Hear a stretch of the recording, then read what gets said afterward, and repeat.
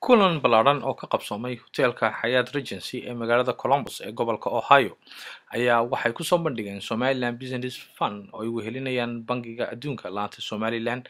Saraakiil ka socota ayaa waxay isku xog wareysteen jaaliyada reer Somaliland ee degan gobolkan Ohio guud ahaan iyo magaalada Columbus gaar ahaan. Somaliland Business Fund oo soo bandhigtay mashaariicda uga hirgashay Somaliland iyo kuwa u qorshaysan sanadka soo socda. dhanka kale waxaa su'aalo ka weydiiyey jaaliyada reer Somaliland halka ay u marayso hawlahoogii. ugu horreynna waxaa hadal kooban ka soo jeediyey hadalka Najiib Xaashi oo ah xidhiidhiyaha bangiga adduunka Somaliland. hadaladiisina waxaa ka mid ahaa sida tan. بسم الله الرحمن الرحيم الحمد لله رب العالمين والصلاة والسلام على سيدنا محمد وعلى آله وصحبه أجمعين. مرة لبعض السلام الله عليكم دمانتين به. برنامج كان هالكن ما أنت يسكون من كولومبوس أوهايو. وبرنامج عن كفر إنه عن سعودة already somaliland. برنامج كوا حلا PSD re-engagement program سالكن قرن باكستان. وبرنامج World Bank وكفر من somaliland. أجندها عاوة وحويان وحنو تكسين دونا overview برنامجك جود هان يمشارع الكوكوبية هاي يصير اللوجو صعود سوماليلاند دن وحنو جود جري دونا مشروع عن سوماليلاند بيزنس فند أو كم إذا component كم إذا أما مشروع كم إذا برنامج كوين سوماليلاند PSD re-engagement program وحنو كتشوفنا هالكن أفرقف أنا مقعي واحد نجيب حاشي. I'm the regional coordinator for this program in Somaliland, and we have Jade and I. She's an economist also working for the World Bank. We have Dennis Dan, who is the fund manager of the Somaliland Business Fund, and we have Mohammed Elmi, who is fund analyst of the Somaliland Business Fund. برنامجي هو جاي was private sector, لكن in the process public sector كانوا ولا شقة. waxaan capacity googa aan dhisnaa wasaaradahan ay wada shaqaynta leeyihiin mashaariicda aan ka fulino marka haddii aan idinku bilaabay investment climate unit waxaan wadnaa in Hargeysa laga sameeyo meel center ah oo sidan adduunyada kale marka qofku doonayo businesskiisa inuu diiwaan geliyo oo xafiis kaliya uu soo hagaagi karo aanay noqon inuu wasaaradii ganacsiga wasaaradii maaliyadda xiraaliyada guud kolba xafiis iyagoo farq qofku sito uu kolba mid la tago gobolada kale waa la ururiyaa markaas loo soo diray Hargeysa ilaa wasiirkana saxa waxaan wadnaa barnaamijkan ka wadnaa in laga hirgeliyo wasaaradda ganacsiga wasaaradda maaliyadda xafiiska qayb ku yeelato xirnaaliga guud qayb ku yeesho qofku markuu doonayo diiwaan geliyo mashruuc shirkad inuu toos u tagi karo xareyn karo maaliyo lagu heli karo sida adduunyada kale in loo diiwaan geliyo waxa kaloo pilot projects la socdo ka waxaan ka bilaabi doonaa burciye berbera dan waxa xigi doona magaalada kale Somaliland sida Boorama wajaalo ku taala iyadoo hadda cross border trading ku maro arigaabo laascaano hadii la naftiin oo daayo marka waa pilot kun kale la bilaabi doonaa financial sector ka waxa jiran president advisor ayaan keenay banka dhexe Somaliland wuxuu la shaqeeyaa governorka banki DG-ga deputy governorka iyo shaqaalaha kale wuxuu bixiyay so far ilaa 8 workshop buu siiyay waxaan wadnaa insha Allah inaan ka caawino licensing and supervision department dadweyne meesha laga sameeyo wad maqasheen dhowr goor ma governorku isugu yeeray qoyinkan xawaaladaha waaweyn ku lahaa baan ma noqon kartaan la iska ka soo diiwaan gelisaan marka mashaariicda aan wadno waxaa jira markaa commercial banking act ayaa yaala baarlamaanka aan wali isaga aan wali saxin laakiin ku jira ajandooda soo socda waxaan kaloo ku jira number 3 waxa weyn value chain support oo ah xabkaha iyo ganacsiga xabkaha iyo beeyada iyo kalluumaysiga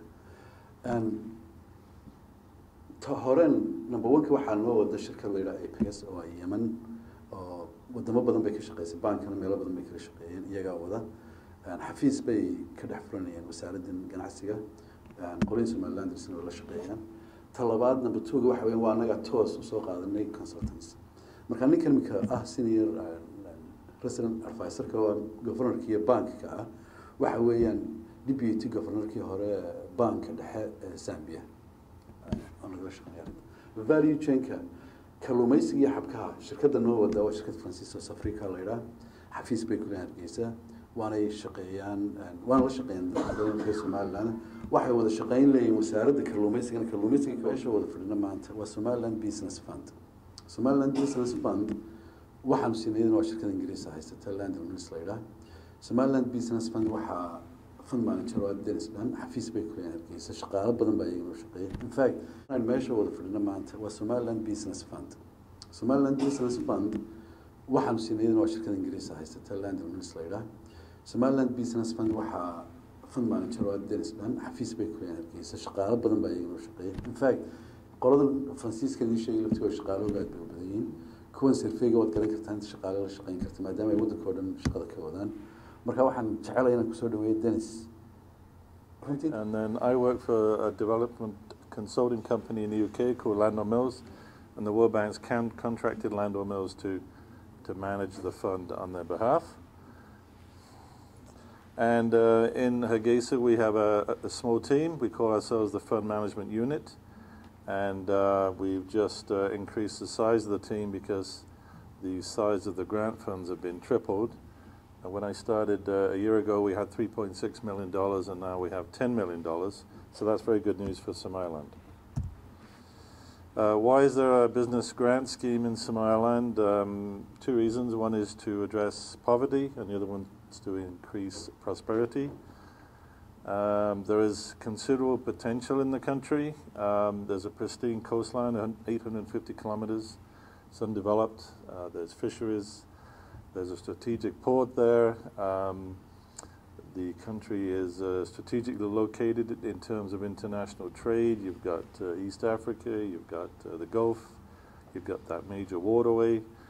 And within different sectors, there are specific or niche opportunities for investment.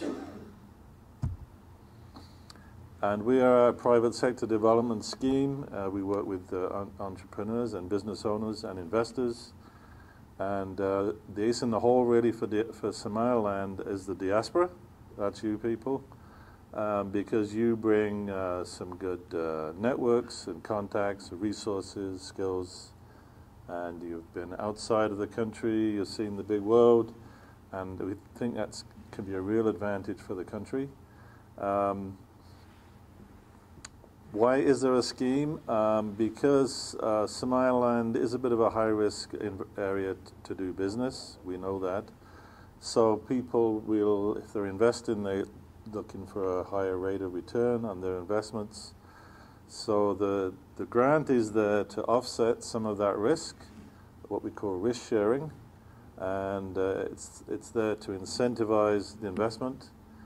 So we know a lot of people have ideas, maybe some projects sitting on the shelf, and what they need is just some incentive to dust it off and make it happen. So we want you to start these projects now rather than wait or not at all. The purpose of the fund is to mobilize the creative energy and resources of the private sector to create jobs and incomes, especially for women and youth. And we work through the private sector, and what we're looking for are strategic projects, either increasing productivity within an existing business, to enhance innovation, to promote diversification. Diversification can be new products, business processes, or it could be entering new export markets. And it can also be what we call market development, so addressing certain constraints in value chains and sectors. Now, the Somaliland Business Fund is an open grant scheme. I should emphasize that. It's open to any region, any sector, and also anybody. It doesn't matter what nationality or passport you hold. If you're willing and able to come to Somaliland, invest, start a business, a sustainable business, and create jobs or increase incomes, especially for women and youth, then we're interested in talking to you. So we don't have any targets or priorities per se, but because of the larger World Bank program, we have a special interest in fisheries, solid waste management, and guns and resins. So we're very interested in supporting those three sectors in particular. Now, the fund is a competitive